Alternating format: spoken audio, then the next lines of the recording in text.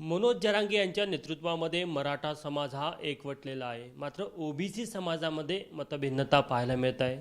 प्रकाश शेंडगे यांनी एक वेगळी राजकीय भूमिका घेतली.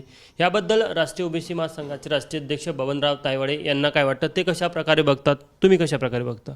नाही, हे प्रत्येकाचं वेगवेगळं मत असतं.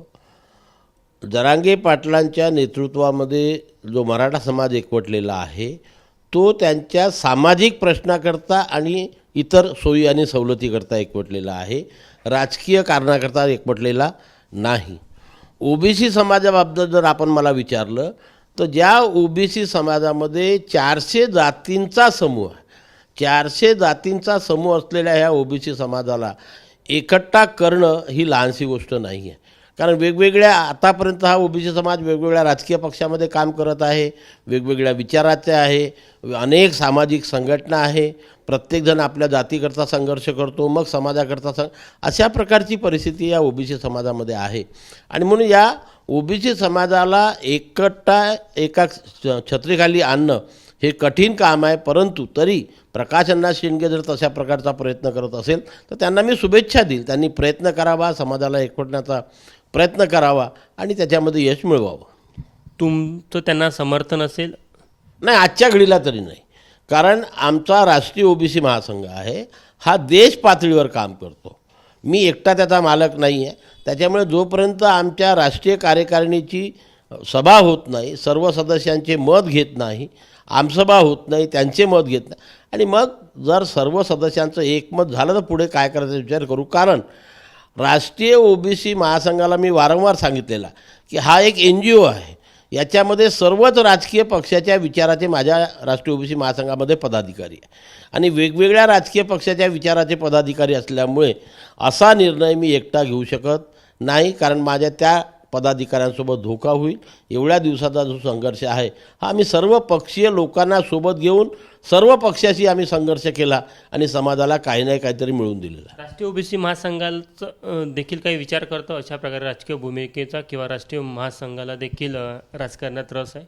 नाही, सध्या तरी नाही. सध्या तरी आमचा तसा कुठलाही विचार नाही. की मी वारंवार सांगतो की आमच्या राष्ट्रीय ओबीसी महासंघामध्ये सर्वच राजकीय पक्षाच्या विचाराचे असलेले आमदार, खासदार असे लोक आमचे पदाधिकारी आहेत. मोठे मोठे माणसं आमच्यासोबत आहे. प्रत्येक वेळेस जेव्हा आम्ही आमच्या ओबीसी समाजाच्या हितासाठी कुठलंही आंदोलन करण्याचा निर्णय घेतात तेव्हा सर्वच पक्षाचे राजकीय नेते आमच्या आंदोलनामध्ये सहभागी होतात. आपण बघितलं असेल की नागपूरला जेव्हा सप्टेंबर महिन्यामध्ये आपण मोर्चा काढला होता तेव्हा नागपूर जिल्ह्यातल्या सर्व पक्षाचे आमदार आणि खासदार आमच्यासोबत होते. अशा वेळेस मी व्यक्तिशः एखादा निर्णय घेऊन वेगळ्या राजकीय पक्षाची भूमिका घेणं म्हणजे या सर्वांशी धोका करणं होईल. त्याच्यामुळे आमचा तरी सध्या असला कुठलाही विचार नाही. तुम्ही म्हणता की ओबीसी समाजामध्ये 400 जाती आहे, पण जर का आपण विचार करायचं झालं तर ज्या बहुसंख्य जाती आहे, म्हणजे 400 पैकी प्रमुख 10 जाती असतील सुरुवातीच्या, त्यांनीच आरक्षणाचे फायदे घेतले, त्यांनीच नोकरी असेल शिक्षणामध्ये आरक्षणाचा लाभ घेतला. मग ज्या अल्पसंख्याक ओबीसी जाती आहे याचा कधीतरी विचार करेल का राष्ट्रीय ओबीसी महासंघ किंवा समाज म्हणून तुमचे नेते? नाही, हे बा, जेव्हा आपण समाज म्हणून विचार करतो तेव्हा एक गोष्ट लक्षात ठेवायला पाहिजे की लोकसंख्येच्या प्रमाणात प्रतिनिधित्व हे म्हणणं चुकीचं आहे की बाकीच्या ज्या अल्पसंख्याक जाती आहेत त्यांना काहीच मिळालेलं नाही. स्पर्धेचं युग आहे.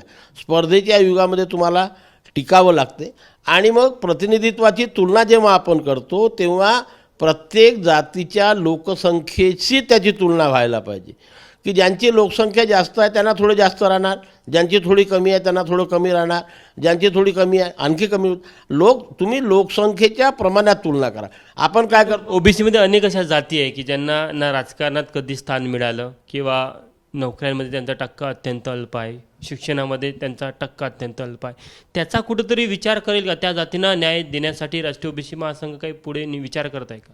हे बघा, राजकीय क्षेत्रात प्रतिनिधित्व मिळण्याकडच्या वेगळ्या क्वालिटी पाहिजे असतात. आपोआप कुणालाही मिळत नाही. जे मेजॉरिटी ऑफ समाज आहे एवढा बहुसंख्य नाही की सर्वांनाच प्रतिनिधित्व मिळत नाही. ज्याला आपण मंडल 2 जाती म्हणतो, ज्याला मंडल 2 म्हणतो, त्या जातीचा विचार होईल का? नक्कीच होईल ना. हे बघा, प्रत्येकालाच प्रतिनिधित्व मिळत असते. त्यांनी तशा प्रकारचे प्रयत्न करायला पाहिजे असते. नोकरी असो, शिक्षण असो, राजकारण असो, घरी बसून कुणाला काही मिळत नाही, त्याच्याकरता सतत धडपड करावी लागते. राष्ट्रीय ओबीसी महासंघ विचार करेल का ज्या आम्ही सर्वांना घेऊन चालतो, आम्ही 400 जातींना घेऊन चालतो, प्रत्येकाला प्रतिनिधित्व कसं मिळेल याचा विचार करतो आणि त्याच्याचमुळे राष्ट्रीय ओबीसी महासंघ एवढ्या कमी कालावधीमध्ये राज्य पातळीवरती आणि राष्ट्रीय पातळीवरती हा लोकप्रिय झालेला आहे. ओबीसी नेत्यांमध्ये मतभिन्नता का पाहायला मिळते? आता छगन भुजबळ म्हणतात की मी आधीच राजीनामा दिला, नाभिक समाजाबद्दल त्यांचं वक्तव्य आलं, काय कारण आहे आता? आणि त्यांनी नाभिक समाजाची माफी मागावी असं देखील मागणी होत आहे. नाही, मी परवाचं भाषण त्यांचं पूर्ण ऐकलेलं आहे. नाभिक समाजाबद्दल माननीय भुजबळ साहेबांनी कुठलंही चुकीचं वक्तव्य केलेलं नाही. त्यांच्या कुणीतरी असं निदर्शनास आणून दिलं की बा एका नाभिक समाजावरती मराठा समाजाकडून काहीतरी अपमानजनक वर्तणूक देण्यात आली, वागणूक देण्यात आली, काहीतरी हे त्यावर ते भडकले. बा तुम्ही आमच्या लहान लहान जातीच्या लोकांना अशा प्रकारे का टार्गेट करता, त्यांची काय तुम्ही जे पिळवणूक करता, छेड करता, आणि म्हणून त्यांनी बाकीच्या लोकांनी याची दक्षता घेऊन बोलण्याच्या आगात त्यांच्याकडून निघून गेलं असं, पण त्यांचा उद्देश काही वाईट नव्हता. आणि मी आधी सांगितलं तुम्हाला की 60% समाज असलेला हा ओबीसी समाज, मतभेद असणं म्हणजे ते काही हे नाही, चुकीचं नाही आहे. अहो एका घरामध्ये 5 भाऊ असले तर 5 भावांमध्ये काही एकमत राहत नाही. म्हणून आम्ही तर 400 जातीचा समजलेलं, 400 समजा एका जातीमध्ये 10 संघटना आहे, 4000 प्रतिनिधी जरी म्हटलं तर ते मतांतरं राहणार. याचा अर्थ काही आम्ही एकमेकापासून वेगळे आहोत असं नाही आहे. शेवटला प्रश्न, काटोल येथे कुणबी समाजाचा मेळावा होत आहे. देवेंद्र फडणवीस असेल, सुनील केदार असेल, अनिल देशमुख असेल, एका व्यासपीठावर आहे. तुम्ही देखील त्या व्यासपीठावर असणार आहात. कशा प्रकारे बघता समाजाच्या व्यासपीठावर सर्व नेते एकत्र येत आहे? नक्की त्याच्यात वावगं काय आहे बघा, हा एक समाजाचा कार्यक्रम आहे आणि समाजाचा कार्यक्रम असल्यामुळे समाजामध्ये वेगवेगळ्या पक्षामध्ये लोक आहेत. प्रत्येक व्यक्ती त्या समाजाच्या विकासासाठी प्रयत्न करत असतो आणि अशा प्रकारे समाजाचं एक चांगलं काम उद्या त्या ठिकाणी एक मोठ्या सभागृहाचं भूमिपूजनाचा कार्यक्रम होत आहे. तेव्हा सर्व पक्षीय नेत्यांनी जर एका विचारपीठावर आले तर त्याच्यात काही वावगं नाही आहे. ते त्या ठिकाणी समाजाच्या हिताचं बोलणार आहे, राजकीय कोणी बोलणार नाही. तर होते बबनराव तायवाडे. त्यांनी प्रकाश शेंडगे यांना शुभेच्छा दिलेल्या आहे. मात्र आपली सध्या तरी कोणतीही राजकीय भूमिका नाही किंवा आपण सध्या तरी तसा विचार करत नाही असं देखील त्यांनी सांगितलं.